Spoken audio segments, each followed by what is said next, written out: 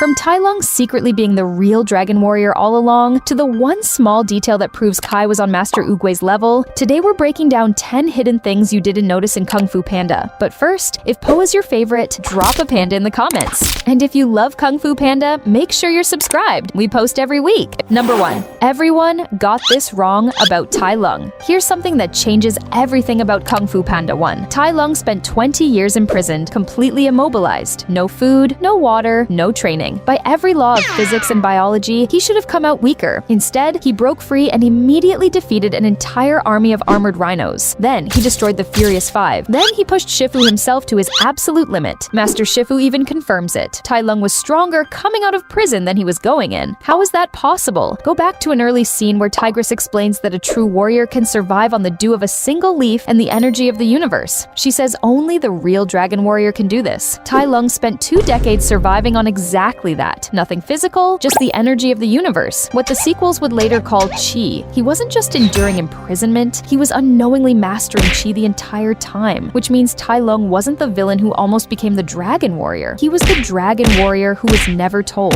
Number 2, Lord Shen may have accidentally created his own worst enemy. Here's a dark theory that connects Kung Fu Panda 1 and 2 in a way the films never spell out. Lord Shen launched his attack on pandas because of a prophecy. He would be defeated by a warrior dressed in black and white. So, he hunted down every black and white animal he could find to eliminate the threat before it could reach him. But Shen wasn't just hunting pandas. He was hunting any warrior who fit the description. Tai Lung is a snow leopard, not black and white, but he's one of the most fearsome black and white warriors in the world, and his pelt carries those exact colors. When Shen's forces swept through the region, a snow leopard warrior would have been a primary target, and we already know Tai Lung was abandoned as a baby and left on the doorstep of the Jade Palace with no explanation. The theory is straightforward and brutal. Shen's purge orphaned Tai Lung. The very villain trying to prevent the prophecy may have directly created the warrior who would have fulfilled it, and accidentally set in motion everything that followed. Number 3. Master Oogway was not always the wise turtle. We know everyone sees Master Oogway as ancient and serene, the calm, all-knowing guide who set everything in motion. But the scrolls reveal something most people never look up. Oogway and Kai were once brothers in arms, not peaceful monks, soldiers. Ambitious, conquest-driven warriors who fought side by side and dreamed of dominating both people and land. The Tranquil Master from the first film was once someone completely different. Everything changed when Oogway was wounded in battle. Seeking refuge with the pandas, he discovered Qi and had an epiphany that transformed him entirely. Kung Fu wasn't a weapon. It was a path to healing, harmony, and something larger than power. Here's what makes it interesting. It was Oogway who changed, not Kai. Kai stayed exactly who they both used to be. The rift between them wasn't Kai turning evil. It was Oogway turning away from everything they had built together. From Kai's perspective, his oldest friend simply abandoned him. That wound never healed, and the fierce battle that followed banished Kai to the spirit realm for centuries, where that resentment had nothing but time to grow. Number 4, the real reason Po defeated Tai Lung. So quickly, Po trained for roughly 1 week before facing Tai Lung. 1 week against a warrior who had spent decades mastering Kung Fu, and yet Po won, and won relatively comfortably. Most people credit the Dragon Scroll moment, but there's something that happened earlier that nobody talks about. Just before training begins, Po stumbles onto the sacred peach tree of heavenly wisdom. Master Oogway finds him there, and this isn't a random tree. It has a direct, confirmed connection to Kung Fu and to Oogway himself. The leaves of this tree are literally what carry Oogway away when he passes on, and when Po turns around, his mouth is already completely full of peaches. He's been stress eating them. He'd clearly been there a while. What happens immediately after? Things start clicking for Po in a way they never had before. He begins demonstrating real talent to Shifu. Training that had seemed impossible suddenly makes sense to him. The knowledge was always somewhere inside him. The peaches appear to have unlocked his ability to actually access it. So the Dragon Scroll gave Po belief, but the peaches may have given him wisdom. And without both, the outcome against Tai Lung might have looked very different. Number 5, why the pandas forgot they were the most powerful beings in the world. In Kung Fu Panda 3, the pandas seemed gentle, carefree, and completely disconnected from anything resembling power, but they weren't always that way. Originally, the panda village was built directly above the wellspring, the source of all Qi in the entire universe. That proximity made pandas naturally, almost effortlessly connected to Chai. They weren't just users of it, they were its guardians. Then the wellspring was sealed away, locked to protect it from dangerous Kung Fu warriors who would misuse it. The pandas lost their direct connection, and without that source, their guardian instincts faded slowly over generations. They didn't forget because they were weak. They forgot because the thing that made them powerful was deliberately hidden from from them. The cruel irony is that Master Oogway's discovery of their village, the moment that brought Kung Fu and Chi together, may have also set off the chain of events that drew Kai into their world and disrupted everything they had built. The very thing meant to protect the pandas may have been what endangered them. Number 6. Tai Lung lost the moment he stopped believing, not before. Here's the version of Kung Fu Panda 1 that most people miss entirely. The Dragon Scroll contained no secret technique, no hidden power, no special instructions. The message was simply this: there is no secret ingredient. Believe in yourself, and that belief becomes your strength. Now think about Tai Lung. After 20 years in prison, he breaks free with one goal: to claim the scroll. He tells everyone he is the Dragon Warrior. He has never once stopped believing it. And that unshakable belief is exactly why he arrived at the Jade Palace stronger than anyone expected. Then Po reveals the scroll's meaning, and watch what happens to Tai Lung in that moment. The certainty cracks. He hesitates. For the first time in 20 years, doubt enters the picture. And the second that happens, the second he stops believing he is the Dragon Warrior, Po defeats him. Tai Lung wasn't beaten by a panda. He was beaten by a single moment of doubt. If he had never questioned it, the ending of that film might have been completely different. Number 7. Master Oogway was never actually a turtle. Here's a detail hiding in plain sight across the entire franchise. Count the fingers on every normal turtle in Kung Fu Panda. 5. Always 5. Consistent across every character design, every species following its natural anatomy. Now, look at Master Oogway. 4 fingers. He's the only one who breaks the rule, and the inconsistencies don't stop there. Turtles require water. Oogway spent thousands of years at the top of the dry stone Jade Palace without any. He can see the future. He calms flames. He controls space. He uses Chai at a level that goes beyond any trained fighter, beyond any normal being entirely, and his death isn't death. He dissolves into peach blossoms and disappears. No living creature does that. Oogway was never a turtle who became wise. He was something else entirely, a higher order of being that chose a turtle's form to fulfill a specific purpose, to guide the Dragon Warrior legacy, to hold balance, and when that purpose was complete, he didn't die. He simply left. What do you think he actually was? Number 8. Po has never actually beaten Tigress. Not once. Here's something that's true across all 3 Kung Fu Panda films. Po has never won a fight against Tigress. In Kung Fu Panda 2, during the boat training scene, Tigress spins him around effortlessly, and Po must weigh at least several hundred pounds. In Gongmen City Prison, every single time Po tries to get past her, she shuts him down without breaking a sweat. In the 3rd film, even after Po has grown significantly as a warrior, Tigress still puts him on the ground. And yet Po is the Dragon Warrior. He defeated Tai Lung in solo combat, while Tigress, with all 4 other members of the Furious 5 helping her, was completely overwhelmed by that same opponent. The math doesn't add up. So why can't he beat her one-on-one? The most compelling answer isn't about technique or strength, it's psychological. Tigress was Po's hero before he ever met her. She's the warrior he dreamed of becoming. And deep down, some part of him still can't bring himself to truly overcome her, because surpassing Tigress would mean surpassing the version of himself that first believed Kung Fu was possible. Maybe that's not a weakness. Maybe that's the most human thing about him. Number 9. One small detail proves Kai was on Oogway's level all along. Every major villain in Kung Fu Panda made the same mistake, and that mistake reveals exactly how powerful Kai really was. When Tai Lung first sees Po in the Jade Palace, his reaction is pure contempt. A panda? That's the Dragon Warrior? He doesn't even take it seriously. When Lord Shen meets Po, same response. Mockery, dismissal, zero recognition of what Po actually represents. Even Master Shifu struggled to see it at first. The only character in the entire franchise who looked at Po and immediately, instinctively recognized who he was, without any introduction, without any proof, was Kai. You must be the Dragon Warrior. Not a question, not a joke. A statement of fact the moment their eyes met. Think about what that means. Every other villain underestimated Po and paid for it. Kai walked in already knowing. The only other character who demonstrated that same level of perception was Master Oogway. One small line of dialogue quietly places Kai in a category almost no one else in the trilogy ever reaches. Number 10. The real reason. Kai never used Tai Lung as a jade zombie in Kung Fu Panda 3. Kai captures the chi of warriors and turns them into jade zombies he controls like weapons. He captures masters, he captures members of the Furious 5, he even captures Master Shifu, but never Tai Lung. We know Kai caught Tai Lung in the spirit realm. There's a jade pendant that belongs specifically specifically to Tai Lung, visible during Kai's assault on the Panda village, and again during his fight with the Furious Five. Tai Lung's chi is inside Kai, he just refuses to use it. The reason has two layers. First, Tai Lung's chi is almost certainly too powerful and too volatile for Kai to safely channel into a zombie he controls. Using it would risk losing control entirely. So instead,